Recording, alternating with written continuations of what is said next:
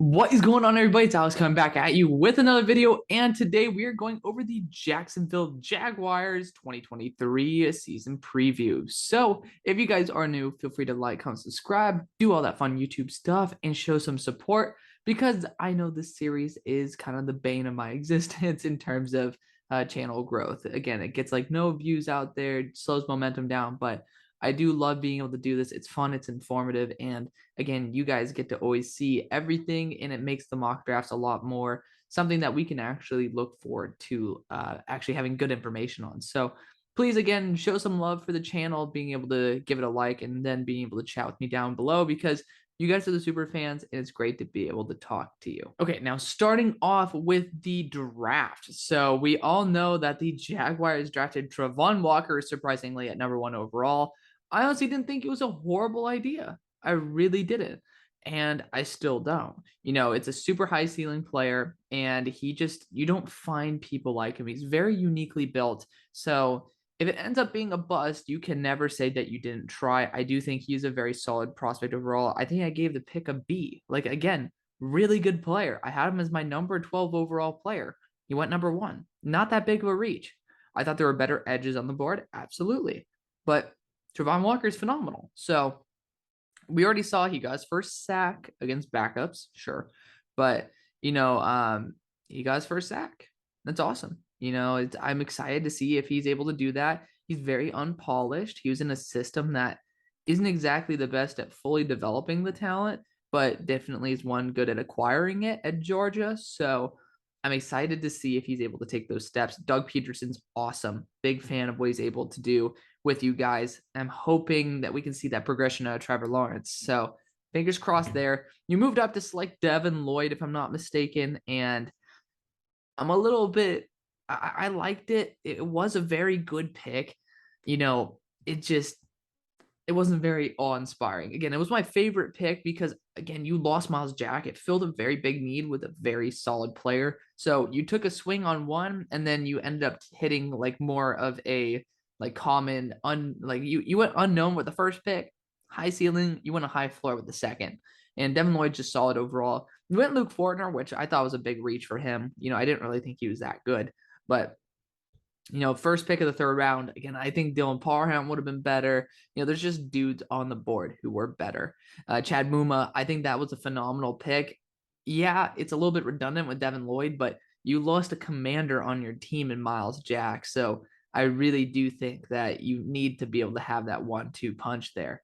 And then you got Snoop Connor. I honestly love Snoop Connor. So again, huge fan of him. I think he's going to do a very good job. And then the last two cornerbacks are going to be depth pieces. So not really much to talk about there. It ends up giving a C plus on the draft grade. Again, I don't really think this progressed the team very much. I think if Travon Walker pans out, which he's already had technically statistical success, that is the only way that you could ever improve that draft grade. But again, he is number 1 overall. You should be able to have a guy on your franchise as a franchise dude if he's the best player in the draft. So let's go. So let's go right into the contracts. So, yeah, of course, Sport Track's going to be a pain in the ass here. Quarterback, Trevor Lawrence. I'm just praying that he hits his stride. Very, very, very solid quarterback. I was lower on him than most, but I still had him as like my top 5 dude. Like, he's really, really good. And I'm excited to see him take that step again. Horrible environment last year. So excited to see him be the guy who we all thought he would be. And then we have Travis Etienne, other first round pick for you guys. I'm excited to see him also on the field. Very, very, very good weapon as a complement to James Robinson here. Snoop Connor is a baller. Raquel Armstead even has some really good plays in him.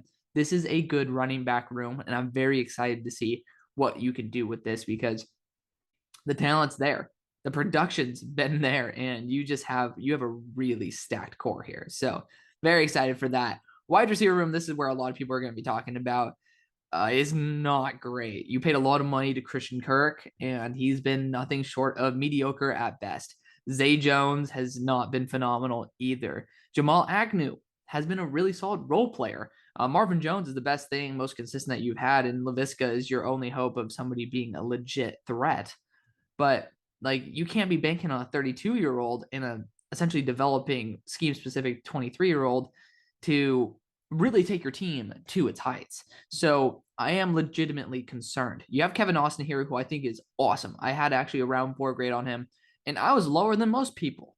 Like, really solid player overall, tested phenomenally, especially at 6'2".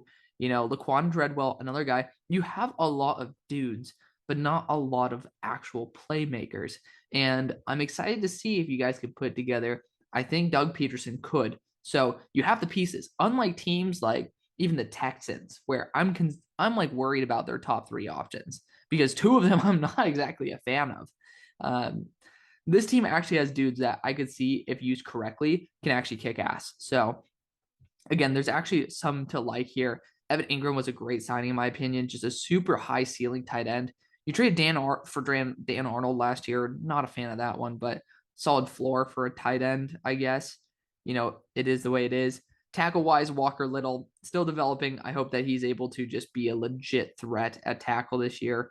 Again, like he didn't play like a snap since like 2018 to 2019. Then he got drafted in the 2nd round. So let's give him a little bit of time. Let's give him a little bit of patience here, friends. I know that there was Jawan Taylor on this list as well. He's coming up for a contract. We'll see about that. Definitely see how that goes. But, he's not as talented as we kind of were hoping. We all had him in like the top 10, and he fell to the 2nd, and it seems pretty obvious why. Cam Robinson got his 3-year deal, so we'll see if he's actually worth it, but it's better than consistently continuing to re-franchise tag him, I guess. You have dudes who are good enough to play right now, and that's a lot more than what some people can say. Brandon Scherff was a phenomenal signing. Look at that contract. It's honestly a beautiful contract in my eyes. Brandon Scherff has unbelievable impact on this roster. I'd love to start Walker Little at a guard position to put along Brandon Scherff, just so you have the best lineup for you, because I'm not really a fan of these other guards on the list. Center-wise, you got Luke Fortner here. Tyler Shatley as well is honestly pretty solid. Nick Ford, nothing special here. And then Darrell Williams. Oh, wait, am I tripping? Is this like the Darrell Williams? I thought he was up in Buffalo for some reason. Like, let's check this out. We'll do this together. Do it live. I'm pretty sure it's not that. So, RIP. I thought that for some reason that he was the Darrell Williams. I think he's in Buffalo right now. We'll see how it goes. Again, it is the way it is. I don't really think that your interior group is that great apart from the big signing, which was honestly life-saving for you guys. But it could be a lot worse. Again, it could be a lot worse. It could be, the Titans. So let's go and let's look at the defensive line. We'll build from the line out for this one. Foley was a big offseason signing, very solid player. Roy Robertson Harris is a very good player in his limited showcase. Malcolm Brown, solid. J2FLA. You have some really damn good dudes on this roster. I do like it a lot. Dwayne Smoot, very solid overall. Arden Key has his moments, and he's a high ceiling player. Jordan Smith, this guy got drafted, if I'm not mistaken, last year out of UAB. It's definitely somebody who has a lot of potential. You have dudes in here, and then you can also kick in Travon Walker. So let's look at those pass rushers. Kayvon Chaisson, Josh Allen, and Travon Walker. Well, let's hope Kayvon Chaisson's not the same situation that Travon Walker is. And again, Kayvon hasn't even had a consistent upbringing either. Josh Allen's just a stud, though. But this is a nasty pass rushing core. So I'm excited to see if you guys can put it together. Very excited. Good depth as well. Linebacker, you're looking a little good. But again, 2 rookies, Shaq Quarterman, and then you got Foye Sade, who was a bit of an overpay, but still a very solid linebacker.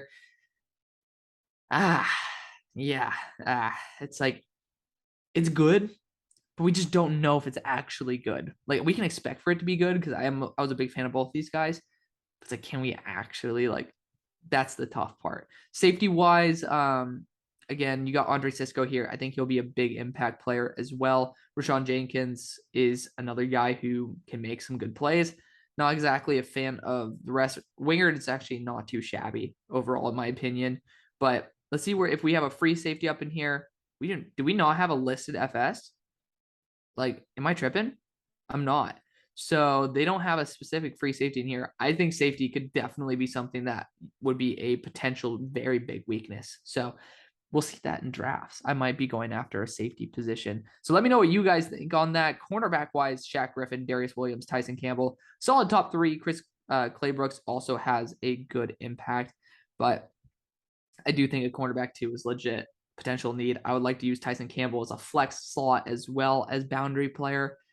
I'm a little bit worried though. Trey Herndon as well, pretty solid. So I still think you do need an actual corner too. I don't think Darius Williams is the guy that you'd exactly want for that, but it's a lot better than nothing. He's a 29-year-old. I'm a little bit worried about keeping him until he's 32. We'll see what happens. Let's get right into the record prediction. Starting off week 1, you're going against a team where they don't even know what's up with the quarterback. I'm actually going to go with Doug Peterson starting off hot. So we're giving Jaguars a win. I really don't have faith in Washington Commanders at the moment. They have a good enough roster, but again, you just need to piece it together. Chemistry is a legitimate issue. Week 2, I think the Jaguars won last time that they faced the Colts. I still think Matty Ice is going to be putting it together. The problem is they have a really good run game, and you have some very inexperienced linebackers. I'm actually going to give it to the away team right here. I'm going to give it to the Chargers almost every single time. I think they are a phenomenal roster. Eagles as well at home. I'm just going to give it to them. Both these teams have Super Bowl level rosters. Just the Eagles need to make sure Hurts is the dude. Again, I think this is a very solid selection here. I do think the Jaguars are better than I expected. So we might flip a game. I don't know yet, but we'll check that out. I do think at this point, we already talked about it. Again, the linebackers might start meshing, but now you're also seeing Matt Ryan mesh with his team. So a little bit worried about that safety depth as well. You have some really fast players like Alec Pierce on the squad that could really push this team to its limits. Michael Pittman, Alec Pierce, 2 guys who are above 6'3", who can really just test those safeties and the lack thereof. Giants going all the way to Jacksonville. I'm going to give that to Jacksonville. Again, you're in the Florida climate, and the New York Giants are good. Again, I've actually, I think, shit on them quite a bit. Yeah, they're 1-3, but I just don't fully believe in them, and you're in a very unique environment there in Jacksonville. I do think that's a big factor. And I'm thinking that Trevor Lawrence might turn it on this year, man. I do think that he could push this team into some very good positions. Again, I think the running game could be a legitimate factor here. I'm trying to think because, you have KJ Hamler to press those safeties, but Cortland Sutton's not known to be a legit speedster. Jerry Jeudy's going to be a very knife gadget dude.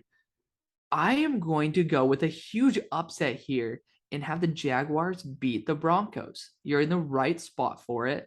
Your linebackers might actually be getting some confidence. I think you could do it. I think that's going to be a weird game. That's just a weird one.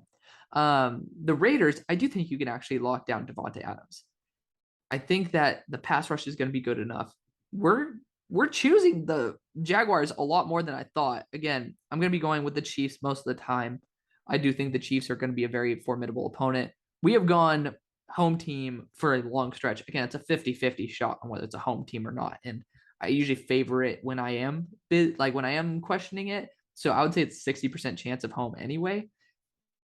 It's understandable, especially given the schedule and 2 upsets. So, you come in, I do think the Ravens would kick ass. Again, your linebackers might have enough confidence to be able to kick ass, but the Ravens are the Ravens, man. You have the Lions here. We'll see about that when the video comes up. I do believe that the Lions just aren't there yet, and they need a couple more pieces before they can legit make an impact. Again, I'm a little bit worried about the linebackers versus Derrick Henry here. You got Foye, who's a little bit lighter, as well as, I don't really think Chad Muma is the heaviest linebacker that you have that might start. I would be a little bit concerned of that versus Derrick Henry. Fully Fatukasi might be your Lord and Savior of this game. So we'll see about that, but time will tell. 15, the Cowboys are going to the Jaguars. I think the Cowboys, I've been giving them a lot of luck. I'm going to give this one to the Jaguars. Again, super unique environment, very unique climate. You're going from a dome team to outdoors. Again, I think that could be a spot where enough mistakes can happen and enough momentum can be gained to have an upset. The Jets, you're going to be going there during the winter time. I haven't given the Jets a win yet. I'm going to be doing it right there. The last 2 games are decided for understandable reasons. So that is going to be the video, guys. Let me know what you guys think down in the comment section below. Thank you guys so much for watching. See you on the far side. Peace.